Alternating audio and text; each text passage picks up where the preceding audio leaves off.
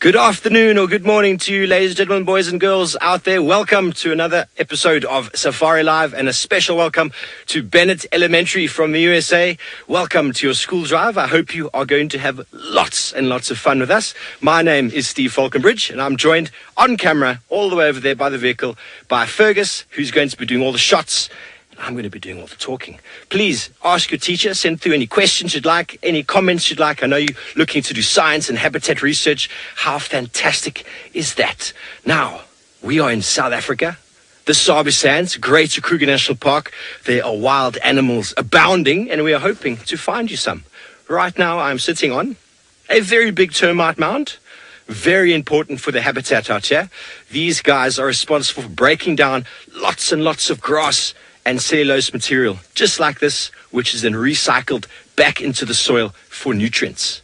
So probably one of the most important habitat managers out here is the very small and tiny termite. And what I'm sitting on is an enormous mound, and inside are millions and millions of little things that are moving around constantly in the search and never-ending search of food, which then recycles back into the soil, and slowly the cycle starts over again. Once the grass goes back into the soil, the trees will grow, the grass will grow, and that provides the food and the nourishment for all of our animals that we have here. And then the animals that feed on the grass and the trees, then we have lions and we have leopards, which we're hoping to maybe show you at least one of those on this drive this afternoon. So please send through your questions with the teacher. Let us know what you want to see. And I'm going to come down from my high horse while Fergus shows you the beautiful sky in the background. So while we look at that beautiful sky, we're going to go over to my friend Brent Leo Smith, who's also out on game drive and also would like to say good afternoon. Well, hi guys, lovely to have you on the drive. As Steve said, my name's Brent. I have my good friend known as the Wildebeest. That's of course his nickname. My cameraman isn't really a Wildebeest. His name is Wiem, but he filmed a live Wildebeest birth, and since then his nickname has been the Wildebeest. Now, habitats. Sure, you guys must be clever if you're learning about habitats. Now, I'm going to tell you a little bit about habitats, but once I've checked what I thought might be a leopard, because that's what I'm looking for, and it's gone. Whatever I was looking at in the long grass. Oh, interesting. It's not a leopard. It's a baby termite mound. Okay. So, since I'm looking for leopards and you're learning about habitats, leopard are one of the most incredible animals because they have the most diverse habitat range out of any of the big cats. They can live in jungle, they can live in mountains, they can live in deserts, they can live in grasslands, they can live in savannas. They are incredibly adaptable creatures. Oh, hello. There's a car coming, let's not have an accident. Minjan! How long are you for? Okay, there we go. I was just saying hello. So those people in the bright yellow, what have you seen, Wiem? Ah, Wiem has seen a squirrel. Now this is a very different squirrel from the one you would have seen. This is called an African tree squirrel, or bush squirrel, or Smith's bush squirrel. It's got quite a few different names. Now, they're very important animals for us when we're looking for leopards, because if they see a leopard, they'll start chattering, going, leopard, leopard, leopard, leopard, leopard, leopard, leopard, leopard, and they tell us where the leopards are sometimes. But he hasn't seen a leopard, but he is keeping a lookout. Very, very busy little guys. They collect marula nuts. Unlike your squirrels, these guys will not hibernate. They will collect and store food like North American squirrels. However, it never gets cold enough for them to hibernate here, so they are active all through the year. During the winter months, there's less food for them, so they do keep a stash of food hidden in a hole in a tree. Now, remember, I want to hear all your questions. I can't wait to hear questions from you, but we're talking about how adaptable leopards are. And guys, you're not allowed to be shy. You're on a game drive. Look at this, how amazing it is. So I want your questions, and if you don't send me questions, I'm going to ask you questions. So the first question I've got for you, I've already talked about a leopard. What is another big cat that occurs in Africa. So I've told you about a leopard. Who can tell me what's another big cat that occurs in Africa? There we've got some of the big cat's favorite food, warthog disappearing off into the grass. And round the corner. Now, this morning I had a leopard very close to where we are now, so I'm hoping he hasn't moved too far and we can find him. Oh, martial eagle. Now, there is something the squirrels are really scared of. That is the king of the skies out here. It's the biggest eagle we get, and he'll eat squirrels. He'll even eat small antelope. There we go. Lovely. You don't see them too often, and they are very big. Their wingspan is taller than me, as longer than I am tall, and I'm pretty tall. I'm 6'3", so their wings are wider than I am tall.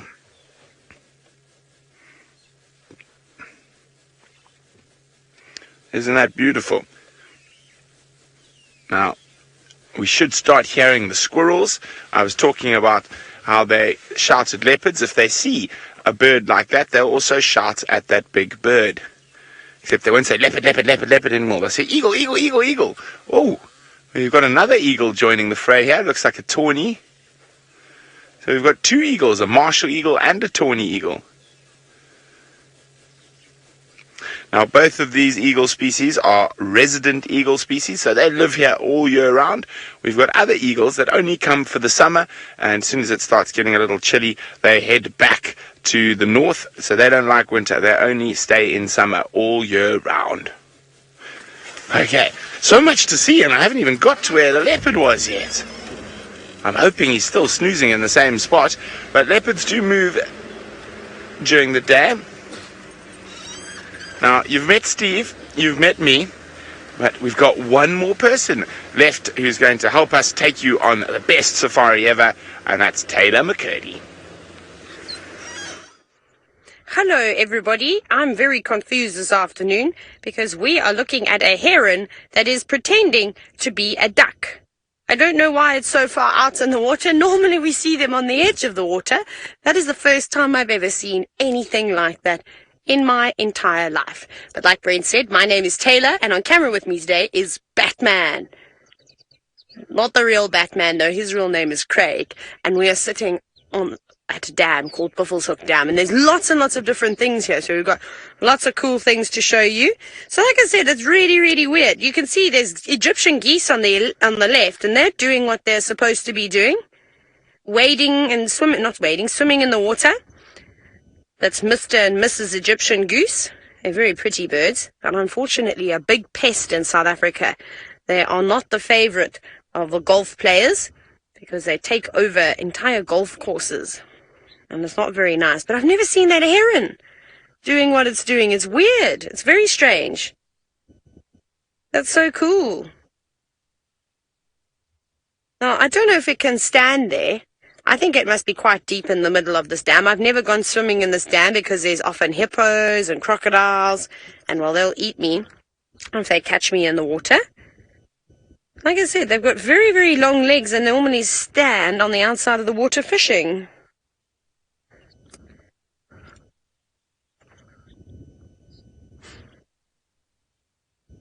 That's so cool. That's really amazing. I might even have to take a video of that at some point.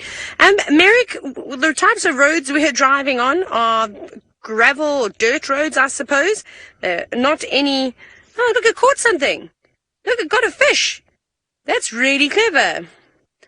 So it's obviously decided that it's not catching any fish standing on the outside of the water. In the shallow water, it's now going to come into the middle, which is something, like I said, I've never ever seen before. And it's using its legs, it's kicking. See, they don't have any webbing between their toes either, like the ducks and the geese do. They've got webbing so that can help them go really quick along the water. So it's just out for a Sunday paddle. That's so cool. I suppose anything can float, hey? It just needs to try. That's so amazing. Looks like it's already got its next target in mind. I thought I saw something leap out of the water. Let's go see if it's going to find that fish.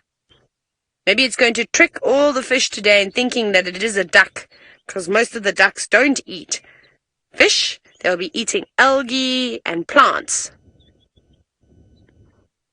Sneaky heron. A very, very sneaky heron. Now, remember, you can ask as many questions as you like. And if you want to ask any questions about birds or maybe hippos, I'd love to hear from you. And what I'm going to do now is I'm going to drive up a little bit further so that I can show you a hippo. I think that heron is going to where the fish are jumping. That is amazing. I don't know why I've never seen that before.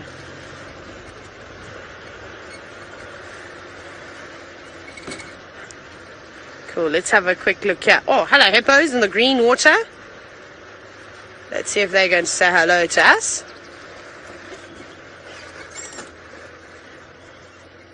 Make sure we don't drive off the damn wall. There we go.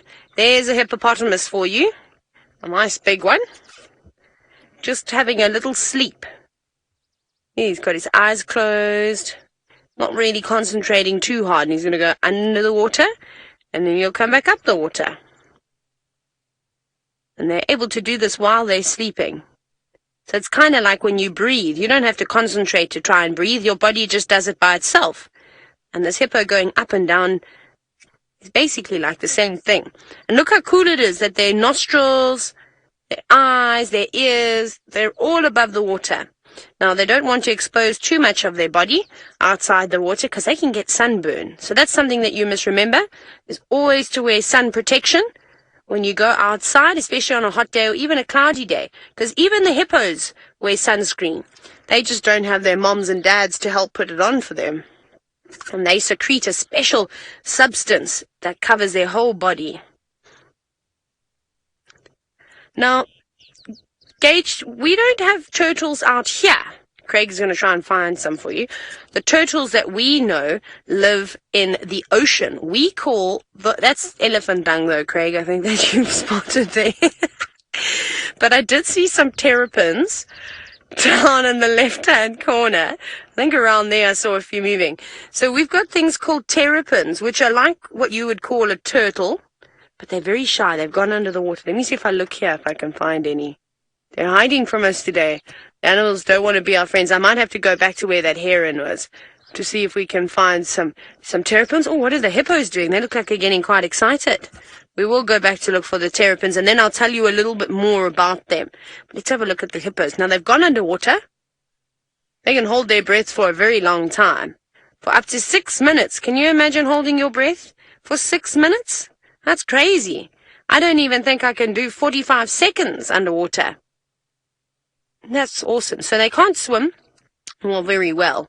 They sort of do a weird pedaling motion with their feet, but I don't think that gets them far. So they sink to the bottom and they run along the bottom of the floor.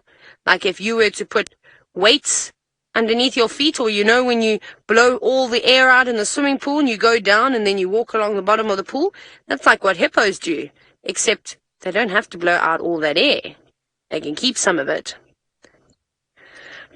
Now, we'll sit here and see if we can find some terrapins to show you because they're really cool reptiles. Steve, however, has got the smallest predator in the bush. Yes, I do. Thanks very much, Taylor. We've managed to find the dwarf mongoose, which live in small little families, and they are the smallest carnivore in South Africa, I believe, maybe on the African continent, I'm not sure, but definitely in South Africa. And they are living inside of a termite mound. So that is one going, whoops, up it goes. There's a whole family of them, and that is a big termite mound. And so, as I spoke before about the termite mound being important for the what did I say, for the breakdown of nutrients and the recycling, there's also many species, about 28 mammal species that actually are known to live inside of termite mounds, because they provide these very nice burrows, and it's very nice and cool inside there, and in winter it's also quite warm, so it's quite a sort of stable climate. And when you're small like a mongoose, it's nice to just disappear into a hole when there are bigger predators like that martial eagle and tawny eagle that Brent had flying around looking for small prey like that on the ground. So how marvelous is that? They've disappeared now. I wonder where they've gone. They live in small family groups of between 6 and about maybe 15 animals. Nope, They are gone.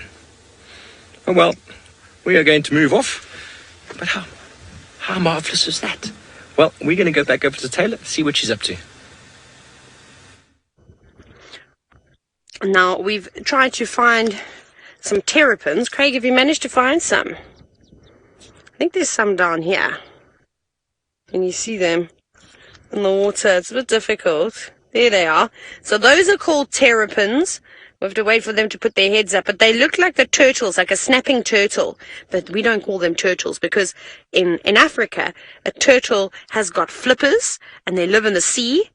And then a terrapin is something between a turtle and a tortoise. And the tortoise is the one that lives on the land. So this is like a water tortoise. Something really cool.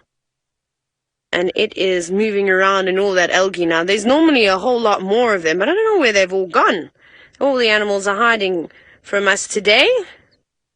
There's a few more. You may be able to see them put their heads out. Now, they eat lots of different things, insects and all sorts of things. Now, Joanna, Craig was very good, hey, at spotting all that elephant poo on the side of the water, and there's lots of it. You can actually see. So, just by those Egyptian geese, there's a nice pile. And, Joanna, I don't know where the elephants are. I was hoping to meet them here. I told them to meet me here at 3:45 this afternoon on safari to come and have a drink and come and have a swim at the dam. But it seems as though they're late. There's this thing called Africa time. You know, so maybe they got confused and are only going to be here a little bit later this evening. But you're right, they do. They come here all the time and they love it in the water. It's their favorite thing. There's actually some more hippos now. There's a third hippo, which I hadn't seen before. I only saw 2 hippos initially. So that one must have been holding its breath for a very, very long time. But they don't want to do too much now. It's too hot. I kind of want to be the hippo, don't you? Swimming all day long, relaxing in the sun, sleeping. It's so nice because the hippos are more active during the day. So they actually, at night, they come out of the water at nighttime when it's nice and cool and the sun can't burn them. And can any of you guess what hippos eat? If you know the answer, you can tell your teacher. You don't have to shout out. You can put your hand up, and then your teacher will ask you what you think a hippopotamus eats. And I look forward to all of your answers. So we'll come back to the hippos. There's some other birds by the Egyptian geese, Craig, those black and white ones. And those are also really cool birds. They are called blacksmith lapwings. And they are some of the bossiest birds out here. They don't like it when any other birds come near the watering hole, and they normally chase them. I wonder why they're not having a fight with the Egyptian geese. They'll fly around and bop the other birds on their heads and shout. Oh, and there's another one. We've got another species of bird. That's number 4. That is a water thickney. Also, they're normally more nocturnal. So nocturnal is a word we use to describe animals that are very active at night. So they sort of are doing more things at nighttime. I'm surprised to see that water thickney out. They're often cowering in the shade of the day. Now, Hayden, we were just saying that there's only 3 hippos in this dam, unless the others are practicing their scuba diving techniques, and maybe holding their breaths for a little bit longer. But now we can't see any. Look, they've all disappeared. Where are they? And I'm still waiting for you to guess. Oh, here we go. You have guessed. Let's see what the answers are for what hippos eat.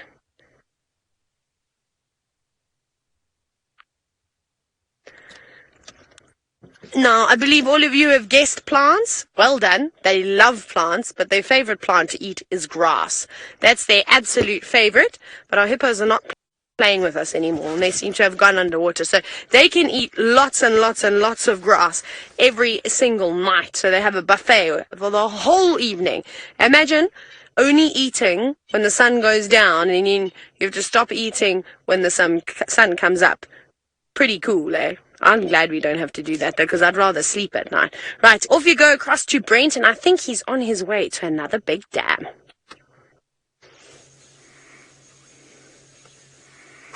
Well, we actually had some little water points just below that big water hole, and I was hoping that maybe a little leopard. Oh, well spotted, VM. There's a little black crake. A little aquatic bird that lives in thick reeds. We don't see them nicely like that very often. And sometimes there's even baby crocodiles down here. Oh, the crake's about to come onto the open view. They very seldom go onto the open. You can see he doesn't like being where you can see him. He's running. Oh, I need to get back to where I can hide. Oh dear, what did I do? I'm panicking. Why did I go into the open? Oh dear, oh dear. Oh, thick grass again. I'm happy. So they prefer to skulk around in those thickets like that. And I was hoping that maybe that leopard I was looking for came down here for a drink. Let's see if we can find some baby crocodiles around here as well. What is going on here? I think I saw a lizard.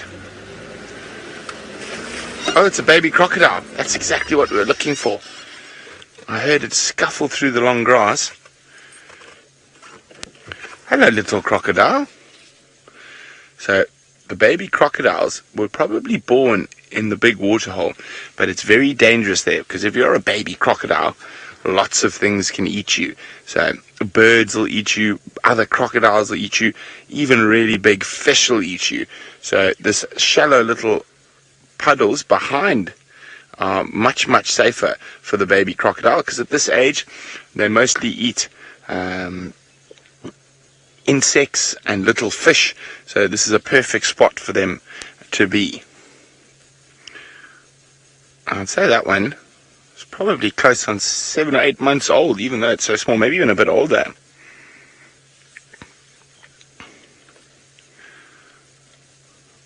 Oh, excellent question, Weston.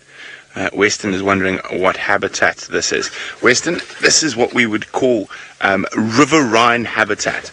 So this is a little riverbed, so a little stream or creek. I thought I heard something there, Weston. So a little stream or creek, and there's obviously water and reeds like there's here. Done all the crocodiles swimming. Water and reeds and some little bit of marshy area, and then on the edge of that you've got big trees. These are riverine trees. They grow close to where there's lots of good water, so you don't find a lot of these trees away from these little river areas. And yes, Weston, there are far more than one type of habitat. So our main habitat that we're in here is called savanna, but if we have to be more specific, we're actually in a broad-leafed woodland called, have you spotted another crocodile? Nope, just looking.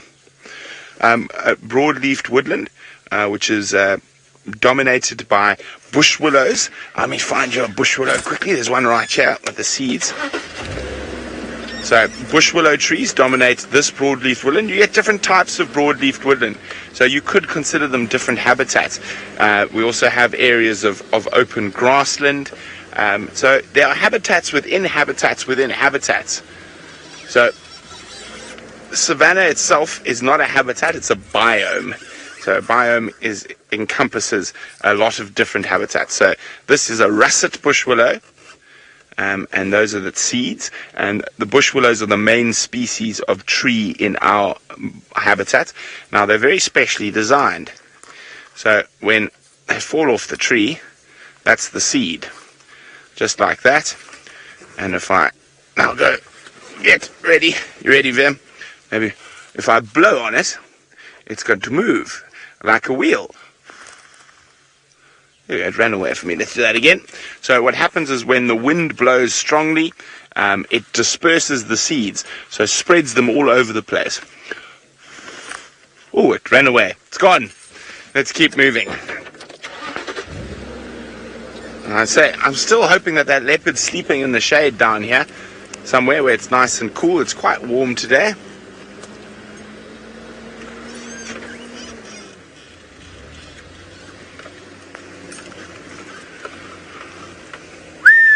Presley, that's a good question, Presley. How many animals are there in the reserve? Well, I'm only going to try and remember all the big ones that are a bit easier, but I'm still waiting for your answer to what is another big cat that lives in Africa. So I'm still waiting for your answer, guys. So before I get to the cats, I'm going to start with some antelope. So our antelope are similar to deer, but they're not deer. We don't have any naturally occurring deer in southern Africa, but antelope we can start. We've got Impala, which is the most common, the most numerous. We have kudu, inyala, bushbuck, Steinbuck, duiker. Oh, Vim! Well done. I was hoping that leopard was around here somewhere. That doesn't look like a leopard.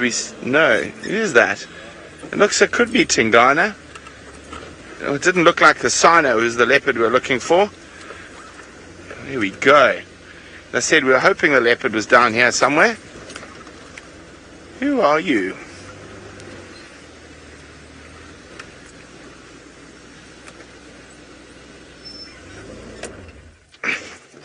Good spot, Vim. It looks like Tingana. Hello, old man. He is a very old, well, he's not very old, but he's one of the older male leopards we get in this area. His name is Tingana, which means shy, but he's not shy anymore. He used to be shy when he arrived in this area, but he is no longer shy. So he's having a bit of a tough time at the moment. There's young new males that are coming in and giving him problems and pushing him around. He's been fighting quite a bit. Well, it's always good when a plan walks out. We're actually looking for a different leopard called Hosana, and it makes sense that Hosana might not be here. Oh, no, there's another leopard. There's two leopards. There's Hosana. I was just turned around, I heard some noise. So there's another leopard right here. That's the one I was looking for. His name is Hosana. And that's probably, most likely, we can never be 100% sure with leopards, that's probably his dad. Let's just see in a spot where we can see both of them nicely. And a little bit further back so we're in the shade because it is quite hot. Oh no, we're not winning here. Is there a drop off there, Bjorn? Oh, okay. Okay, we're just going to move slightly. So, what a treat! Not one, but two leopards.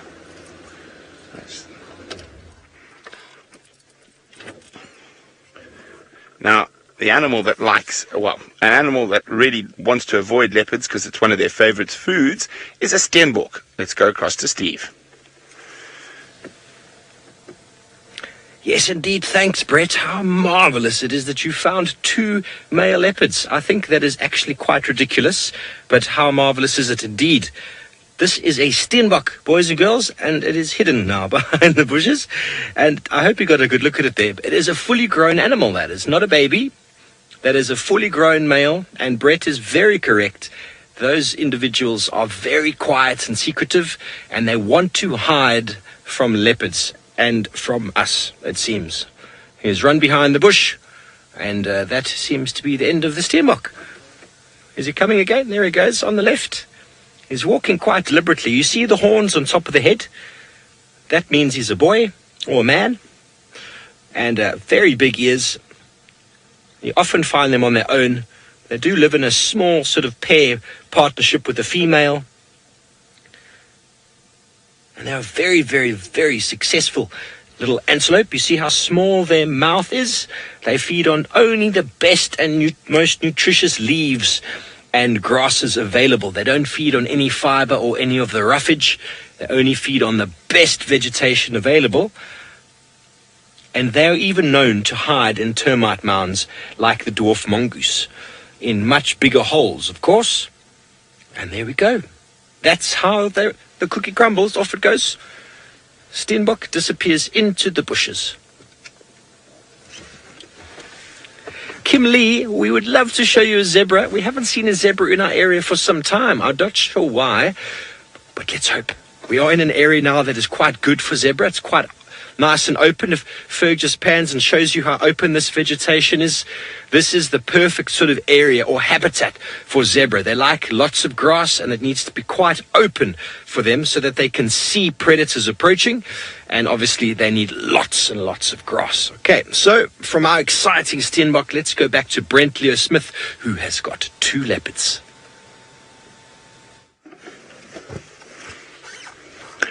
Hello, little man. So this is the young boy. His name is Hosana. Oh, he's a big yawn. Look at his teeth. And well done, guys. The big cats that occur in Africa are indeed, apart from leopard, lion and cheetah. But jaguars don't. Oh, Impala running in. Let's see if they spot it. They haven't spotted it. Tingana spotted it.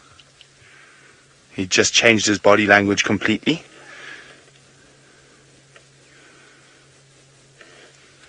And Hosana is going towards his dad. Now, sometimes leopard dads are not very friendly. I'm just going to roll forward here quickly. There we go. He's already growling.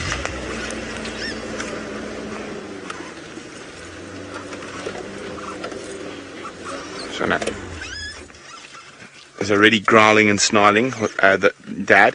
So I was just warning that leopard dads are sometimes not very friendly at all.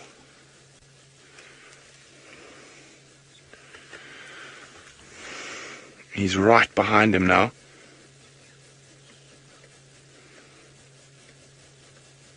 Look at this. This is incredible. This is not something you see every day. You can see how much bigger his dad is. See how much bigger his neck is.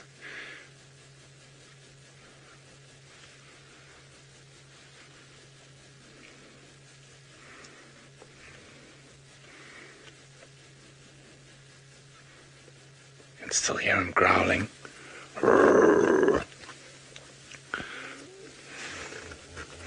There's the little boy. I wonder if he's going to try follow some more. Okay. We need to move.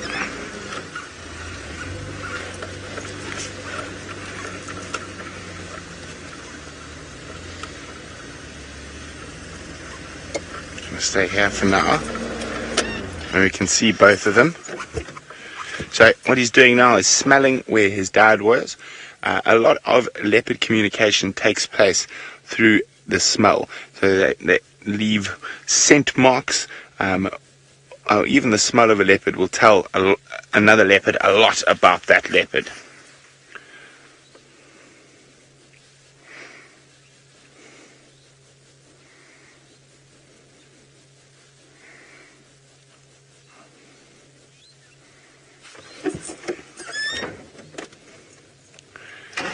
Now, leopards, Zayden, have a very varied diet. They can eat, but mostly small to medium-sized antelope. And there we go. Let's just get there where he's laid down, and we can get both of them.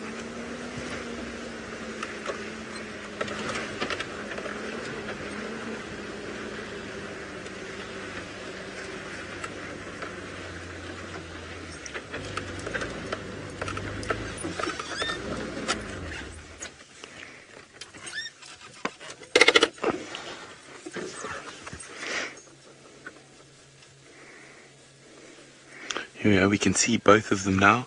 They're both looking quite hungry. They sometimes will share a food, but it's not very common. Yeah, I'm going to sit here to see what happens next with these leopards. In the meantime, let's go see what Steve's up to. Yeah, I know how much you can.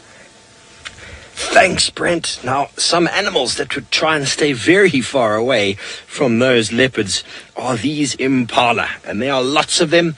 You can see that one who just went out the right of the screen had very little horns on the top of his head. There is another one there, actually two of them. Those are young males. They were born in November, so they're not very old, and they were in a breeding herd. That was a female that just walked past, an adult female, and they live in herds so as to protect themselves against hunting leopards and lions.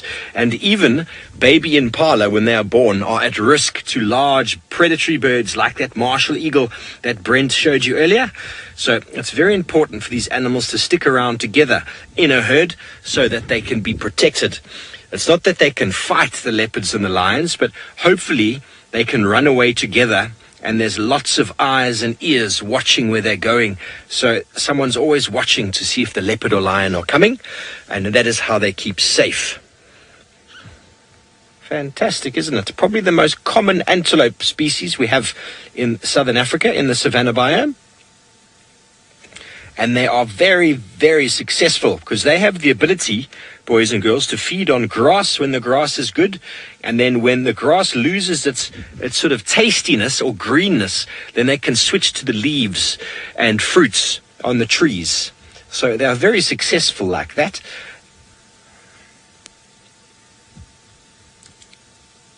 Hello, Lillian. You would like to know what animals sleep during the day? And normally it seems to me to be that crocodiles will sleep whenever they want to. Hippos generally are kind of dozing in the pond or the lakes, the dams during the daytime. And quite often you'll find lions and leopards lions and leopards sleeping during the heat of the day, and then they are more active at night. So lots of other animals are sort of moving around and running around during the daytime when they can see better and when the predators are less active. And the reason the predators are less active in the day is because it's so hot. But if it is overcast and rainy and quite cool, very likely you could have the predators moving around. So, Lillian, I hope that answers your question. We are going to move on because, as you can see, this herd of Impala has just disappeared into the thickets. Helen, it is 85 degrees Fahrenheit at the moment. It is actually a very nice day. 2-3 days ago, it was 91, and about 2 weeks ago, it was 105. That is hot, isn't it? And we do have a swimming pool, but we need a bigger swimming pool because that swimming pool that we have gets so warm, it's like climbing into a bath when it is a very hot day. Okay, well, let's go over to Taylor, who I think has also got some beautiful antelope. We do. We've got the same ones you were looking at, Steve, but a beautiful big boy. A nice Impala ram, all on his own, just standing and watching us at the moment. Hello. You better be careful all by yourself, because those leopards that Brent saw would love to eat you, and we're not too far away from where Brent was. So it's very, very dangerous that he's standing here by himself. And that's why it is important that prey species, so animals that are eating grasses and leaves and things like that, that they live in groups so they can help one another by listening, by watching, by picking up the sense of some predators. But there he goes, behind some wattles. But I did see quite a cool bird with a long tail that I'm going to try and show you next. I'm going to find it, though. It's just flown into the grass.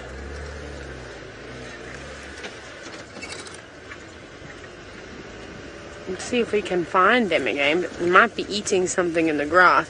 Now, Mrs. Wyrick, it's quite easy to stay safe on the reserve. I think they're in the grass. We don't know if we're going to be able to see those birds. We'll find some more. Oh, look at that pretty butterfly, Craig. Can you see that monarch? No, and it's just flown away. Never mind. There was a butterfly. And we're not in any danger from these animals. These animals really don't want to hurt us, not even a little bit. They are so happy to carry on with their day. They are eating grass like the impalas. The only ones that they're watching out for are the lions, the leopards, the hyenas, the cheetah, the wild dog, because we as humans don't want to hunt them. I've just seen some leopard tracks that were not here this morning. So as long as we stay in the cars and we don't go running around, we should be fine. I need to jump out the car very quickly to have a look what's going on here, because there's 2 sets of leopard tracks from what I can see.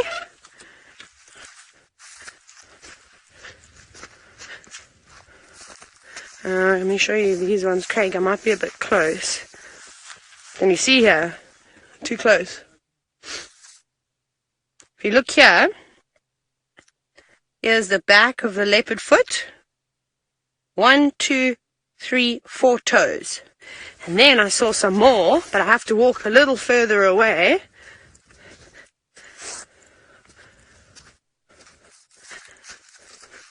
I think we've got a mommy and a cub that we're walking here. I wonder if these are Tandis and Slatlamba. Now I can't say its name now. After all this time.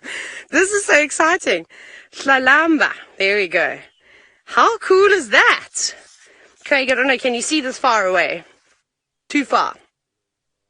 But there's a little leopard track over here. Now, I know our regular viewers are going to be very, very, very, very, very happy by the fact that I've got this young leopard track here. And I've got a female leopard track on the other side, so we're going to go back in that direction to try and find them. I can't remember seeing these tracks this morning. They look like they're over my tracks because I drove down this road twice. That's very cool. I know they did find another leopard on the property just down that way with a young cub. So it could be them too, but that's still pretty nice that we've seen a mom and a baby leopard cub's tracks. In her favorite area too. I will try. I'll probably have to get out on foot and try and follow these tracks as best as I can to see if I can find them. Right, let's go back to Steve and see if he's going to find any cool birds for you all to see. We are looking very hard. I don't know where they've disappeared to. We had some very nice... Oh, that's what I wanted to show you. This is the habitat, nice and open for a wildebeest. There it is. And wildebeest and zebra like to share very similar habitats because they like... Well, the wildebeest like short grass, and they often feed after the zebra. So the zebra will chop the grass down, and then the wildebeest will chop it a bit shorter, and the impala can feed at even shorter depth to the ground than the wildebeest. You can see there's a big male. The horns are quite wide apart, but there is a little branch in the way. Should I move back a bit, Ferg? Forward a little bit. Oopsie, let's change gears. Say when you're happy. There we go. Oh, now he's going to move, of course. Remember, boys and girls, this is absolutely live, so I can't tell you what the wildebeest will do, if he'll move his head left or right, or if he'll go down and eat, or if he might do a little dance. You never know what could happen live on TV.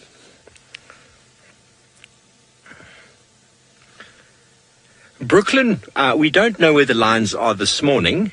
I think they're in the west on sort of the private reserve just next door to us where we don't have permission to go driving. But we had the lions in the property for the last probably 3 days, and they crossed out yesterday morning. But who knows, this evening they might come back in again. They move in response to food, and they love wildebeest and impala. Almost, they like impala almost as much as Brent's leopards. So let's go to him and see what his leopards are up to. Well, they are just lying down in the sand, still quite close to each other. Isn't that absolutely beautiful? There we go. Dominant male and the next generation. It is absolutely gorgeous. Very, very rare to see this type of interaction. Oh, here we go again. He might get growled at again. There we go, he's getting snarled at again.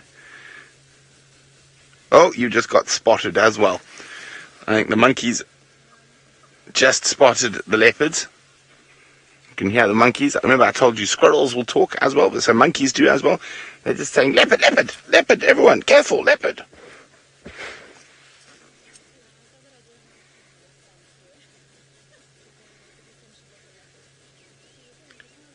Now, it's not impossible that there's another leopard even in this area that monkey is alarm calling at, because this morning I had alarm calls while we were sitting with Hosana, and Tingana was on Djuma, so there could very easily be a third leopard in this little valley today.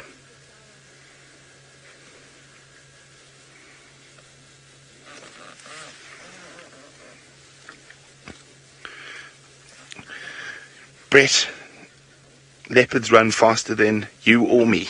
Brett, they run very, very fast. They do about 24 meters per second, but they can't run fast for very, very long. So they never normally run further than about 15 or 20 meters at full speed, but they cover that ground in a blink of an eye.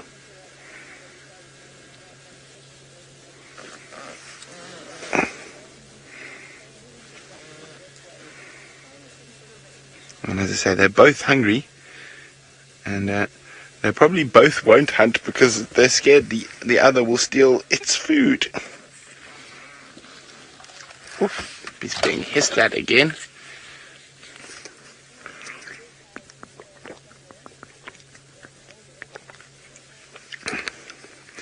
Hello, Delilah. Delilah, in the wild, male leopards normally live to about 12 or 13 years old, sometimes as long as 14, and females live to about 15 or 16. But that can always change because they might die at a younger age from fighting or from lions. So you never know what's going to happen, Delilah. Oh, he's giving himself a clean.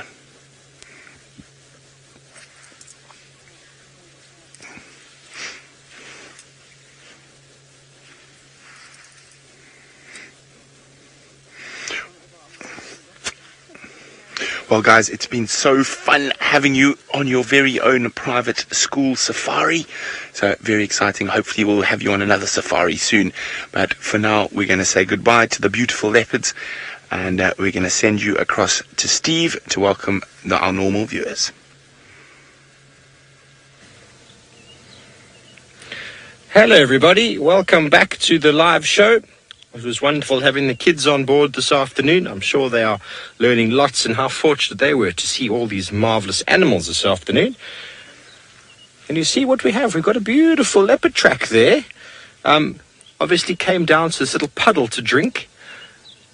Very difficult to say how old it is, because when it's in mud like that, it doesn't age very well, or it doesn't dry out very quickly. So it's very hard to say, but it definitely looks like a male leopard track by the size.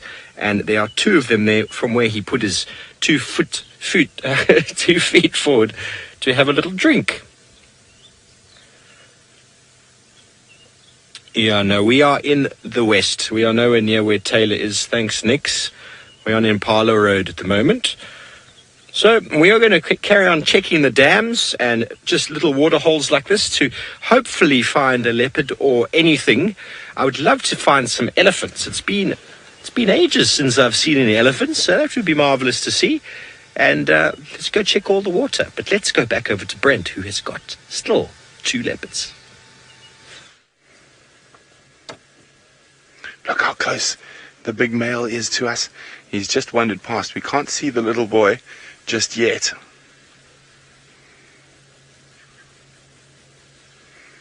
Look at that. There might be some potential prey. He's just changed his body language. Oh no, he's having a wee. I couldn't see that because he's so close to the car. It looked like he was crouching down, getting ready to go attack something. But there are 2 vehicles still with Hosana, so I think we stick with Tingana while he's moving.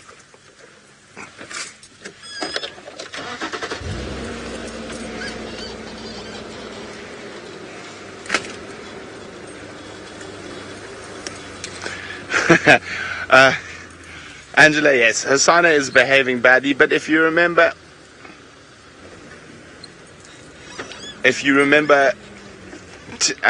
quarantine with Kunyuma and with Mvula, he was also very tolerant of of his young boys. So it probably does happen more than we think, but a lot of those interactions take place when we're not around. Now, with Hosana and Tingana, it's not too much of an issue. However, if this was Hukamuri, Hosana would be tickets.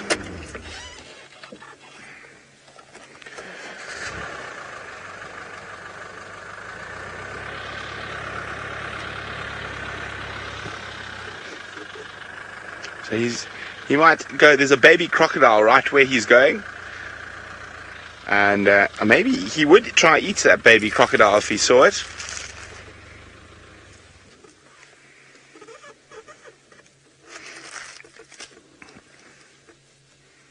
Now, leopards are solitary, Kyle. They do not form male coalitions at all, like lions. So they will always be by themselves normally.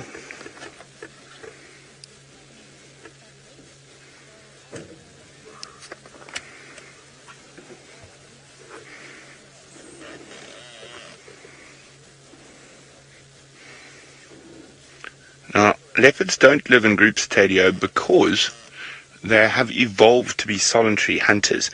So they're not as big as lions, so they don't need to eat as much, and they've evolved the speciality of taking meat up trees to avoid competition with hyenas and lions. So they've evolved to be solitary hunters. Unlike lions, they've evolved to be social hunters.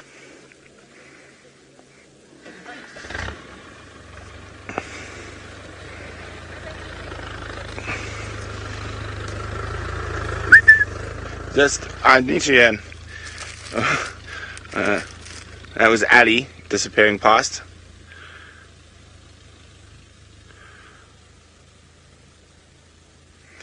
Now, he is hungry. Now, I'm not sure what Hosana is up to.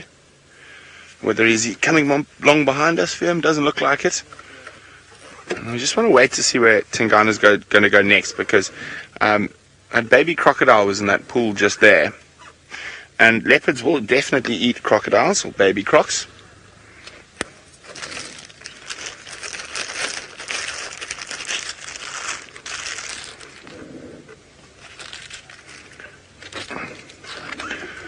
Now, like the whole coalition story, Romitz, I don't think Hosana would help Tingana fight another male. He would try get as far away from there as possible, would be my guess.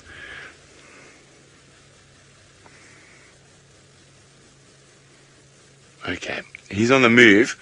We're going to have to do some ducking and diving to keep up with him in that area. So while we do that, let's send you back to Steve, who's got a bird with a big bill.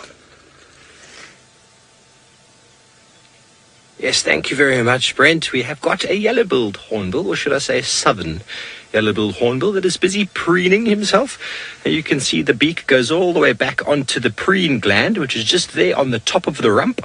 And then the oil gets coated on the beak itself, and then he rubs through all the feathers and is doing all of the cleaning, sort of oiling the feathers. The preen oil also has an antimicrobial sort of property to it, so it actually gives them a nice sort of cleaning.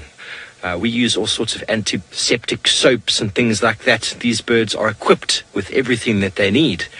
Sitting up there on a branch, doing it far away from the nest, because while it's preening, also all the parasites and lice and all that sort of stuff that is associated with these birds is going to fall off.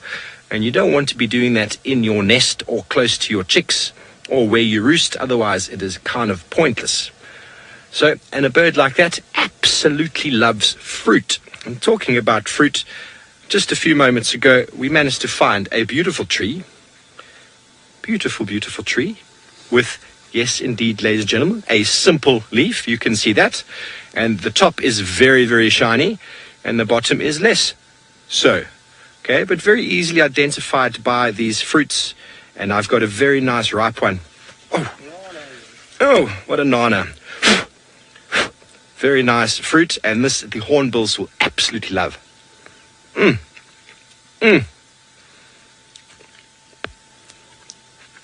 Lots of flesh, and you see the seed inside is also quite big. We found some African green pigeons in that tree, and so what they'll do, birds like this, they'll probably eat half of it. The other around it, this might not go through the gullet. If it does go through, then the seed will be deposited further away, which is exactly what the plant wants. Something known as avicory. So for those of you out there who are interested in ecological terms, plants have designed mechanisms for distributing their fruit, their seeds, their pods, whatever it might be. And if it goes with a bird, it's avi. But they all end with what's the end? The end word cory, C-H-O-R-Y. So remember that, very, very easy. So avicory is birds. Now, I wonder if anyone can tell me what they think animals might be. Animals. There's lots of them. I will tell you in a moment, but let's see if anybody can guess what cory the animals will be.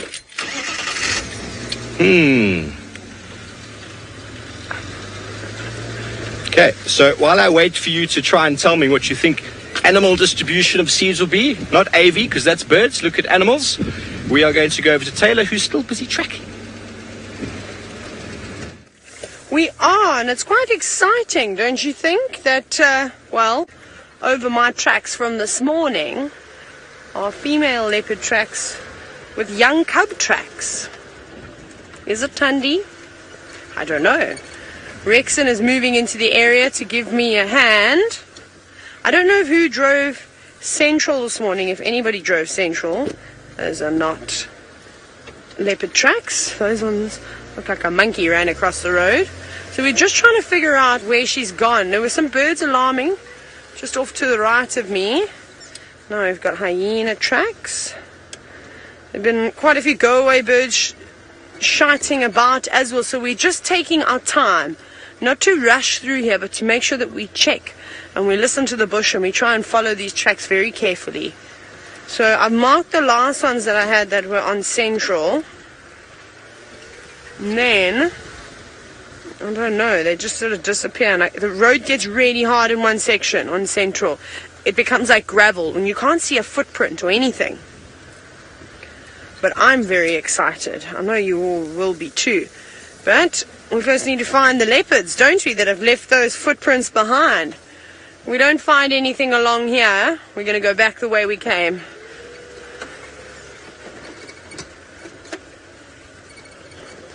A quick squiz, still hyena tracks. And no, Peggy, I don't think it's too hot for the leopards or any of the predators, in fact, to catch a meal. They'll hunt whenever they can. Now, if this is tiny, regardless, a leopard with a young cub or a lion with a young cub or a young litter, they tend to hunt in different times than when most of the predators will. Obviously, we know lions and leopards and the rest of them all have better eyesight at night, so they have the advantage of catching their prey, which don't have as great of eyesight at night. And unfortunately, the predators aren't the greatest of hunters, so they try and use the darkness to their advantage.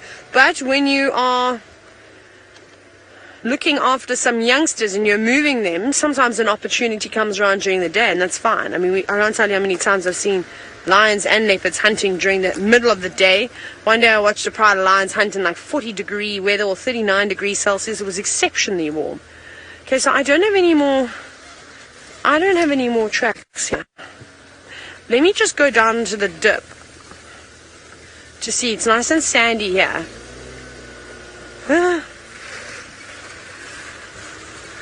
Bobby, I'm trying my best, I promise. I'm going to look as hard as I can. That's why if we don't find anything, I want to go back. And I kind of want Rexon to come to these last tracks because, well, he's got a tracker on his, and we can carry on and sort of scan, and he can be tracker out on foot and follow those tracks where they go. But it's both sets of tracks. You know where I lost them is quite, well, a little bit further along Central, where we had them the last time I actually saw them. On an Impala kill. I don't know. I don't know if these are tracks down here. They don't look like it. Right. Well, we'll keep searching around here. I'm going to go back to the last tracks now. And while we do that, I know Steve was looking at his own leopard tracks a little bit earlier. Yes, unfortunately, those just were leopard tracks of an animal drinking probably a few days back. So nothing on the road, so to speak. But I wonder if any of you out there have come up with the solution for the animal distribution of seeds. For example, here we have the normal maruna kernel that passes through an elephant, and an elephant transports it very, very far away. And then what happens? Yes, it is competition away from the adults. If the adults had to drop all the seeds on the floor and all the babies grew underneath, they would be competing for light, space, soil, water, nutrients, energy, absolutely everything. So it's important to move it away. And so you can actually tell the fruiting status of an animal, of a plant, and its distribution by how old it potentially is. Obviously, some of them were distributed by wind, some are distributed by insects, some by fire, some by mammals, and some by birds, all through different stages in evolutionary history. One thing, and you've all seen us wearing these very interesting things on our shoes, is to protect against these awns on this congesta, this called 3-awn grass. These will stick in your socks and they are very uncomfortable. If you have a look at this, exactly that is the seed there. There's 2 of them here. Okay, there is the seed, very sharp, and the 3 awns. The sole purpose of this is to burrow into fur, and then once it's burrowed into fur, it's distributed further away from where it was found, and then the seed will drop off into the ground and germinate. So that is an animal distribution. Okay, I wonder if anybody knows what I mean when I say animal distribution. The cories, the cories, yes.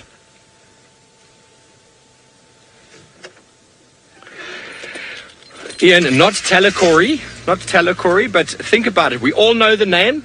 Some people study it. Palakori. Palakori. No, it's not Palakori. We all know it. We all know it. Some of us go there to look at animals. Most people have probably been to one in their life. I wonder if you want to quickly comment.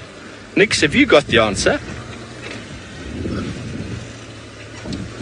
Okay, so while we wait for you to give me an answer, we're going to go over to Brent, who has got some very flat leopards.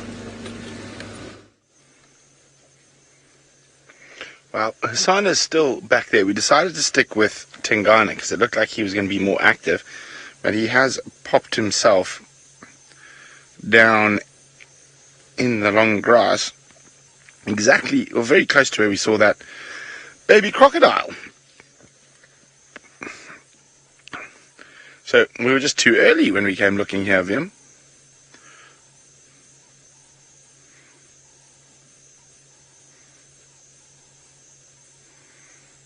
So we might do a little trundle on to Hosana, see what he's doing, while Tingana is flat.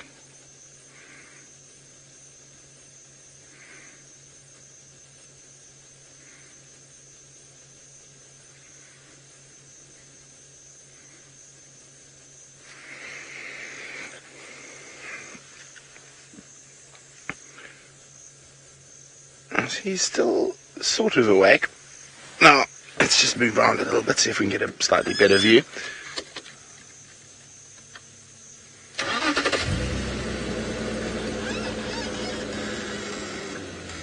Okay, just quickly, FC, can you tell Taylor or Steve, whoever's close to cheetah cutline, that Hosana sounds like he's heading for cheetah cutline? Not yet, but he's on his way in that direction if anyone's relatively close. So that answers what happened to Hosana. And we'll stick with Tingana.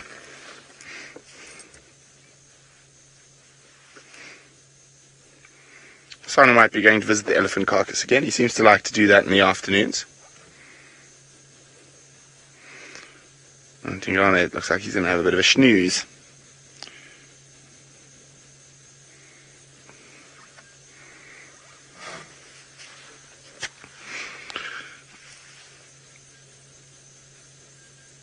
Okay, now, jaguars are well known to take crocodiles, as Sinak points out, but Sinak, yes, leopards will still attack crocodiles, even much bigger than the baby croc we saw.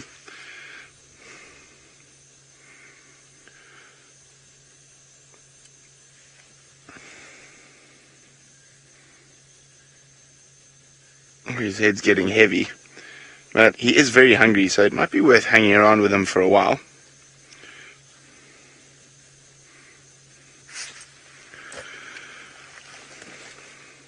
I think we might have to play the patience game here a little bit.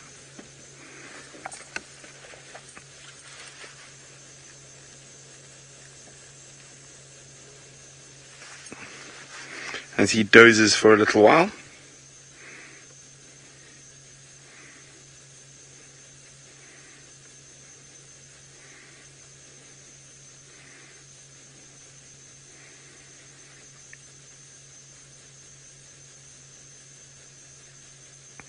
Now, leopards are incredibly adaptable in terms of their prey species, Rowan. So they will eat things smaller and larger than themselves, depending on what is available for them to catch. So they will catch animals as big as kudu or as small as a little mouse. They are incredibly adaptable.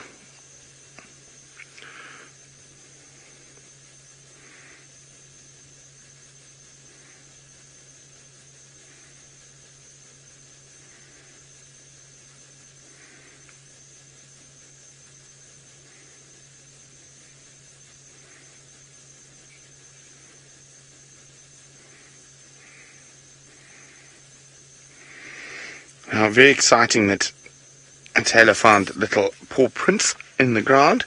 little tracks. Now, we did hear from one of the Buffalo's Hook guys that they found a female with 2 cubs as well, not too far away from the boundary, and it was not Tundi. And it's quite a small female from up in the north who's not very relaxed.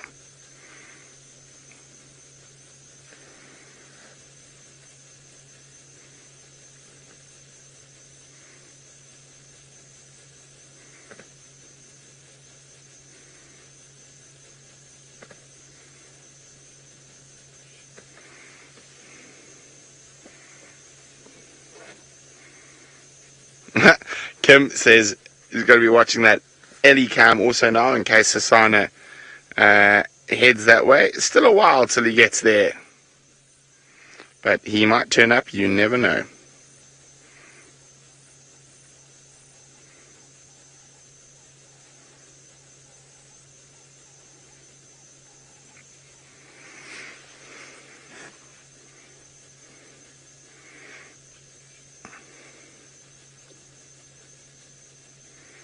Now, as I say, Tingana is not looking at his best. Adrian, I don't think it was a snake. I think that's just what happens to leopards when they get old. They're not as fast, not as quick. There's pressure from males like Hukamuri and Djuma, and at times just become tough, and they slowly but surely lose condition.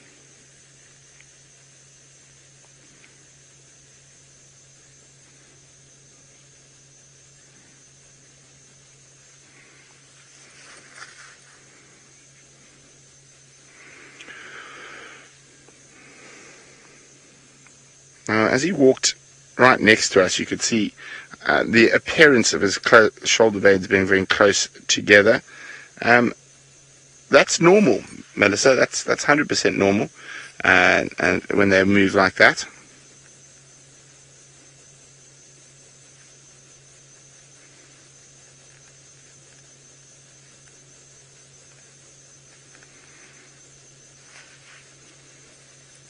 He's very, very lazy at the moment.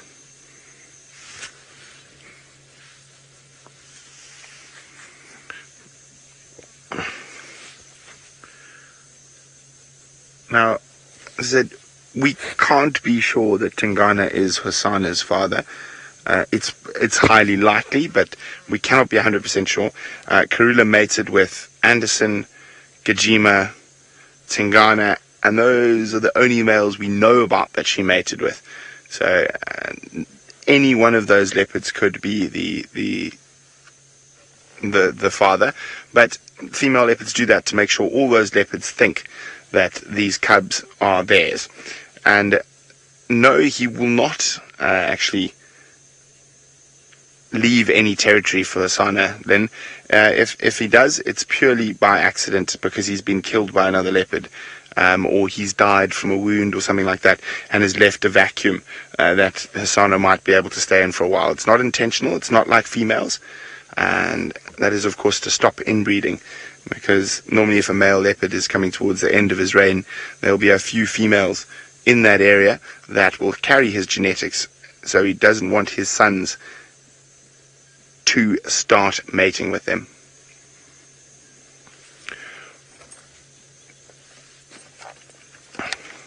So I'm going to be on the radio for a second. Dylan.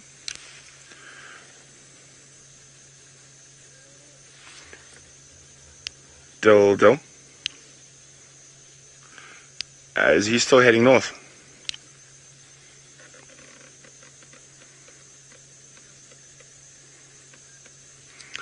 You copied about Tingana as well here. Just in the Mulanini below the wall. Affirm. What's the vehicle lineup at Hosana?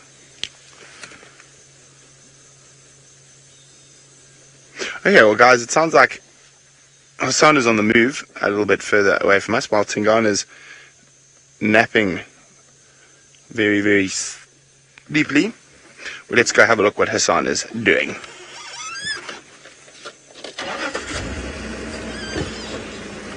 Okay, while we go shoot to see what the little chief is up to, let's go across to Taylor to see what she's up to. Well, we off-road, as you can see. We're just trying to check. There's so many birds shouting around here, but it could maybe be from the eagles and things that are flying around. I do apologize if I don't look directly at you right now. I just want to make sure I don't drive onto any stumps or any trees and things that are going to give me thorns.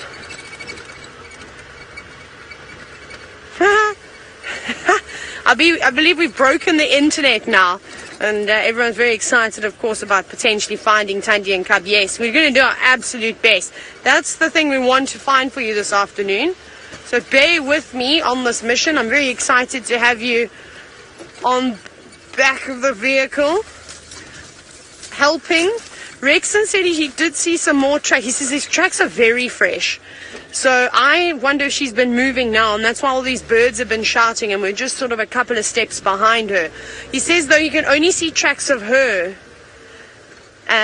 of Thandi. The cub tracks now disappear, so maybe Thandi's on the hunt. If it is Thandi, again, we can't speculate. I can't tell just by looking at those tracks, but it's in her favorite area where we've seen her a number of different times before. Nikki, I'm hoping there's not going to be any gremlins here. I get through this little dip, so if you can just bear with me. We might lose picture for a couple of seconds, but I'll be back, I promise. I'll go through it quick.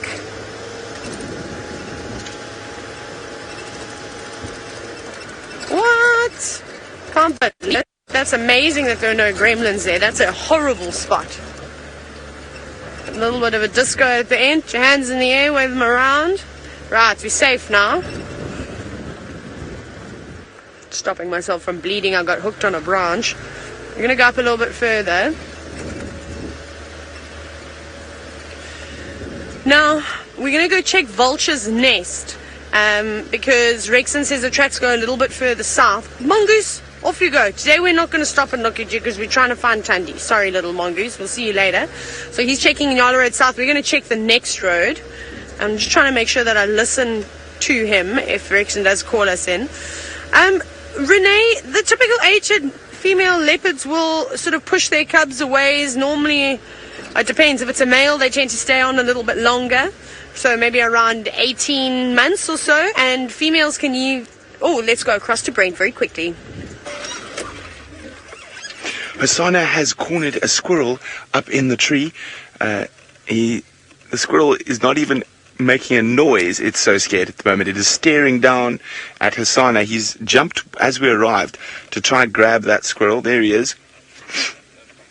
And he's quite hungry, as I say. He's been pestering his...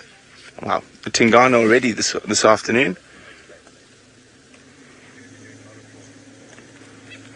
So I'm hoping he makes another attempt at the squirrel, because he does have it absolutely sort of cut off from an escape route. Now, one of the first kills we ever actually saw him and Shongile make was of a tree squirrel.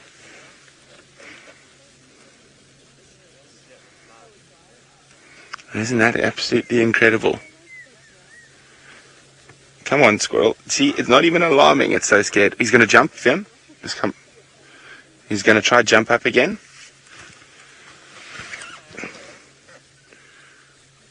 That squirrel's just managed to get itself in one spot he can't get to. So it's going to be interesting to see how he approaches this next. There we go. My brother's just told me it went right underneath his foot. So I know, were you tricked by a squirrel already today? An Impala nearly ran over your head this morning, a squirrel under your foot this afternoon. There we go. Come on. Jump. See, you've got to be quite careful about how he goes about this, because in his leap, if he doesn't get the right angle or whatnot, the squirrel might get a chance to escape.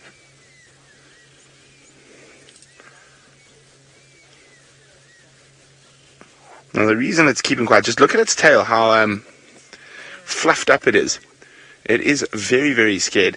And in this situation, it's not making a noise, it's not alarm calling, and it's trying not to draw any attention to itself. So you can see he's trying to sort of figure a plan to get up there. It's not the biggest tree.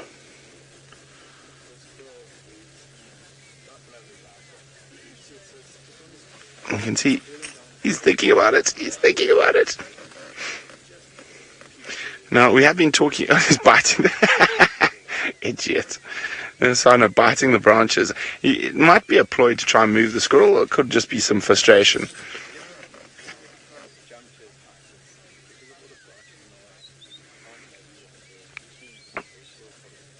So, he's sort of trying to figure out what to do next. Come on, Hosana, use your grey matter.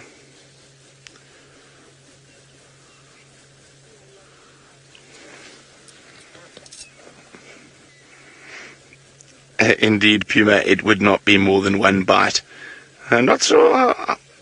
And we're talking about how adaptable leopard diets are, and here shows you he's quite capable of taking down a juvenile kudu, but if there's an opportunity at an easy snack like a squirrel, he's not going to say no.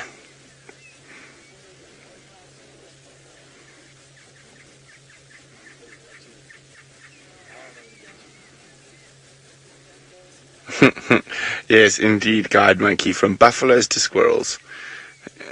And that just shows you how varied the leopard's diet is. I mean, I've even seen them eat flying ants quite regularly, and terrapins. He ate a terrapin yesterday even. And he is quite hungry, as we're saying, so the squirrel is in trouble.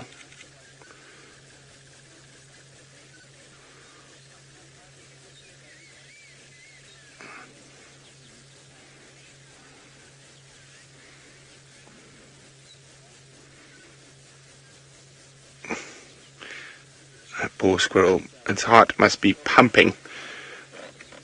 Now, it does, Patrick, I agree, it does look like he's planning a route up the tree, but he doesn't seem to have quite figured out the angle yet. And knowing Hosana, he might just try bollock his way through the tree. So the last thing we know for sure he caught was 2 nights ago, and that was a scrub hare. So not another very small meal.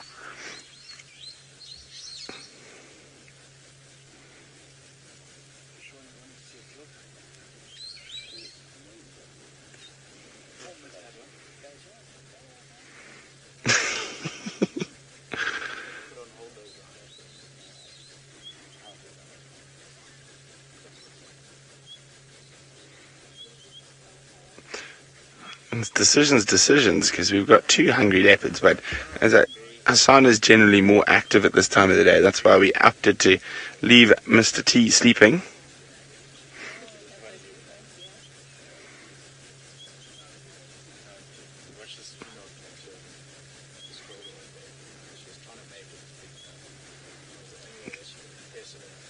There we go.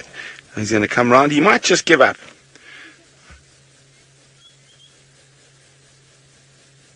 Now, what's happened is that squirrels kept still for so long, and the squirrel's sort of planning and hoping, is that if it keeps still for long enough, he's going to lose sight of it. He was wagging his tail like a dog there. What are you doing, Hosana? So the squirrel is trying to keep as still as possible. You can actually see how fast its heart's beating.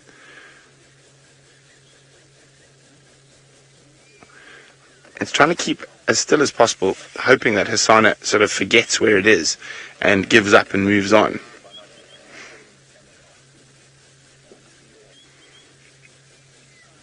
Which looks like is happening. Well done, squirrel. Well played. You won the statue game.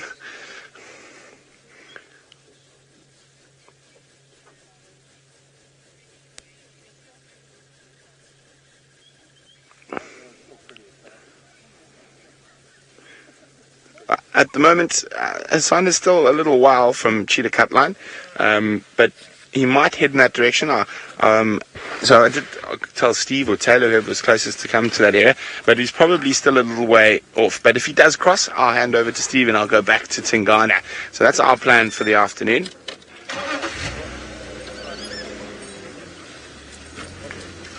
Yeah.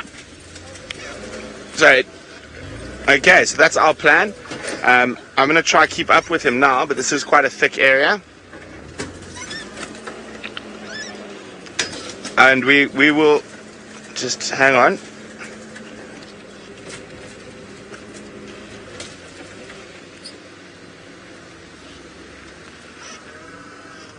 Okay, we're going to try keep moving. Sounds like Taylor and Steve have gremlins at the moment. Okay, let's send you across to Taylor while we follow Hosana. Good luck, Brent. Good luck. Right, we just sat quietly just for a moment in the Mulwati to see if we could hear any birds telling us stories about what could be walking around in the bush. Now I need to turn around because I don't see any tracks and I don't hear any chirps. There's been a constant chatter coming, firstly starting from the east of us a little earlier and then slowly moving west away from us. And like I said, Rexon doesn't have any more cub tracks, so I think if it is Tundi, she stashed the cub. The cub tracks look about the size of a 5-6 month old leopard cub, so that's about right. So she could be here. I think what we might do, I don't know if we should check Battalier, if we should go up. I think let's just do Vulture's Nest one more time, and if we don't get lucky there, then we'll come up Battalier Road.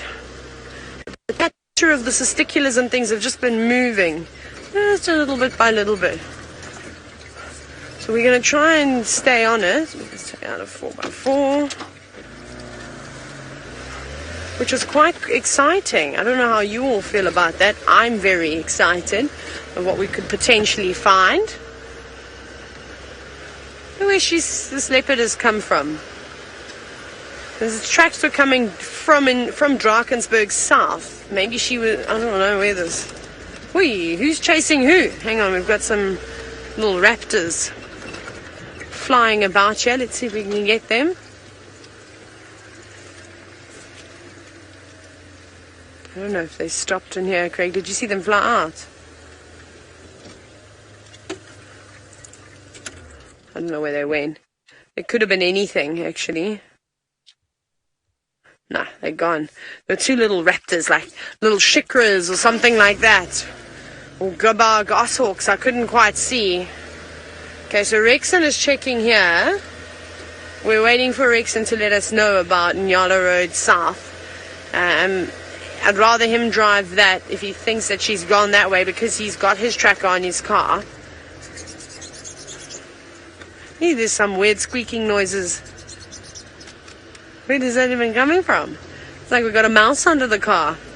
Or a squirrel. That's literally what it sounds like. We'll just check carefully. Maybe we see a leopard track going over ours.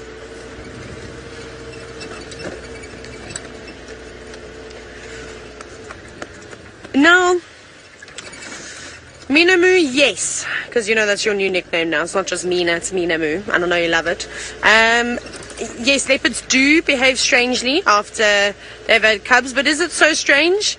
Normally what they do is they vocalize, they go out, they go on like this territorial march. Remember I told you about Little Bush, Mvula's mother, once when she lost one of her cubs, how, my goodness, she was angry, charging cars, like calling during the middle of the day, marching, scent marking. We still don't really know what happened to her cub, but she was very, very upset. And then that afternoon we'd only found her with one of her cubs, so we knew something had happened in the morning. We still suspect that it was a troop of baboons that came through, and we know baboons do go after baboons do go after baboons, that too, but they also go after leopards. And Jamie had that terrifying experience where Tundi had Tumba and Tumba's late sister that were trying to evade a troop of baboons that came through. I can't tell you how many times I've seen baboon troops running out of dry riverbeds, chasing leopards away. It's pretty spectacular to see them. They run for their lives as well. So, and if they get hold of one of those cubs, they're going to take it out. They really will. So not only things like hyenas, other leopards or lions, or remember that story I told you about Lisbon that almost lost her cub to a tawny eagle? She was calling and calling her cub up on a termite mound. And the next minute this tawny eagle flew down, and so close. If Lisbon had maybe been about 100 meters further, that eagle was going to catch that little leopard cub as it was responding to mom. It was lucky that she was so close by. So there's lots of threats out here for for leopards, for young lion cubs, for all the different animals. It's really, really tough. But yeah, they do act strangely. But it's not strange though. I'm sure they're distraught. They're upset by the fact that they've lost a cub. Now, a lot of predators respond to a variety of sounds, typically animals distressing, and even those of disputes amongst other predators they sometimes will go into. So yes, Ron, if a lion hears an argument, look, just for example, they're definitely going to go in and investigate. Look at what happened with us in Chitwa as she was contact calling for a cub. And then we also had that big kudu alarming and telling everybody that there's something here. Remember, the animals speak a language that we don't understand. They can understand. They've got different calls for leopards. And I'm pretty sure a lion knows when a kudu is shouting leopard or when it's shouting for another lion. And that's what drew, I think, the combination of the contact calling and then the kudu barking and perhaps the smell of rotting flesh lured the Styx pride in and then chased out Kuchava, who then ran to try and make sure her cub was okay, and then ended up leaving her cub alone, not to draw too much attention to it, and went and stood off to the side. Okay, so I think we're gonna go down Central a bit further now. Maybe we'll go on to Twin Dams Road and then check the other side of that drainage. And then come back through Spaghetti Junction and go up Battalier Road. And hopefully between Rexon and I will be able to find whoever is walking around here. Otherwise, you know what? There's always tomorrow morning. We can start again. Sometimes it does take us a little bit longer to find something. Anyways, I'm going to send you back to Brent, who's having all the leopard luck today.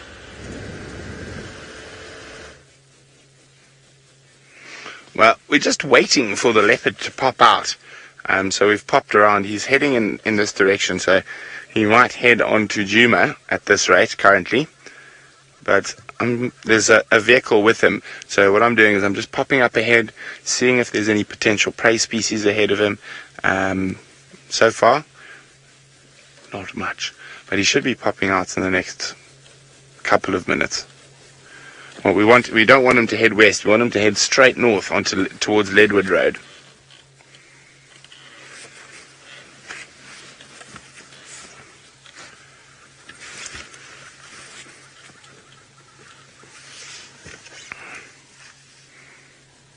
There we go. VM, the Superman, has found him.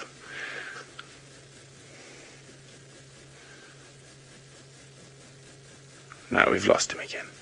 So it's always a bit nerve-wracking with the leopards in this area because we are right on the boundary. Where's he gone?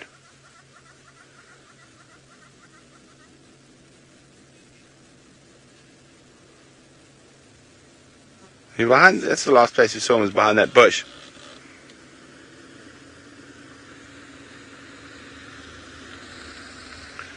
There he is. Well done, VM.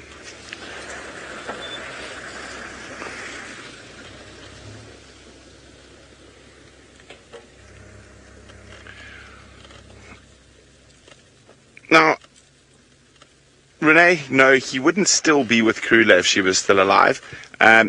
Kruger would try avoid him at all costs, but he would definitely try steal any meat or kills he could from her.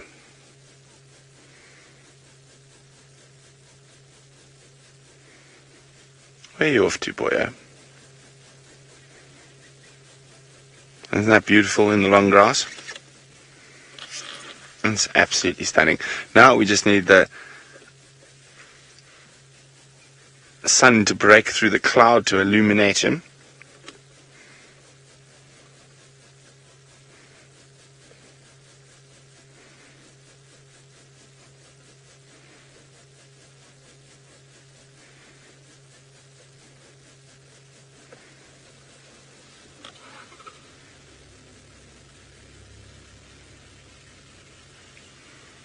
There's the remove him. Looks like he's heading a little bit more east.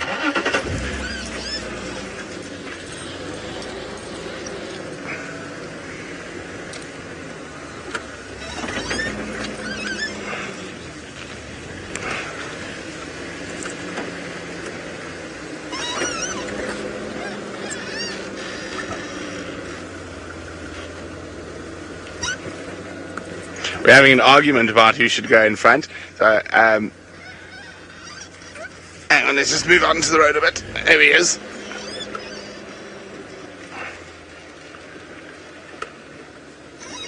And he's coming straight towards us. Well, he might duck off into the bush here.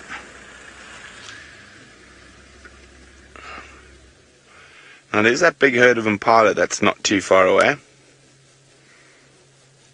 But he is moving steadily away from them at the moment.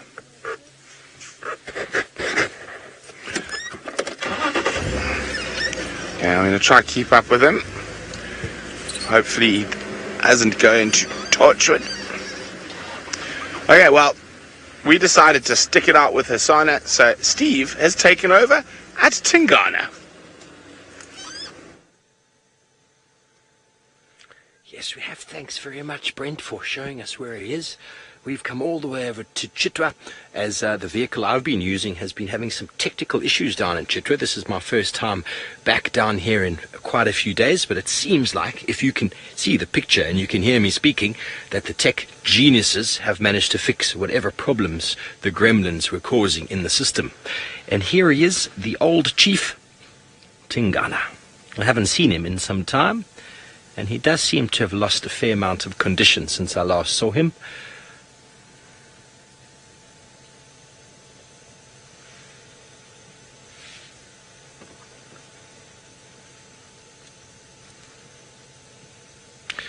Cheetah cat, to answer your question, I think male leopards start developing a dewlap around 2.5 to 3, and then as they get bigger it just seems to form more in the size of the animal. So from about 4, 5 it's definitely properly developed, and I think Tingana is about 12 now, hey Ferg? So he's about as old as male leopards get. And we were just discussing it with Ferg. It seems like he's given up his territorial sort of movements, and he's just jumping between easy sources of food. As Brent has seen him, I think this morning or last night, Taylor had him on the elephant carcass, and then he jumped across the road again and then back again. There doesn't seem to be any sort of pattern to his movement, apart from just hanging around permanent water where potentially the prey is easier. But it is my first time seeing him since being back from Kenya, so I wouldn't really know too much. When you find male leopard tracks in the road, I know Tristan and all these other guys will tell you who they are. I would not ever assume to know from the track who it is, unless there's a cub following. Then you've got a little bit more of an idea. But he is still looking very beautiful. Oh.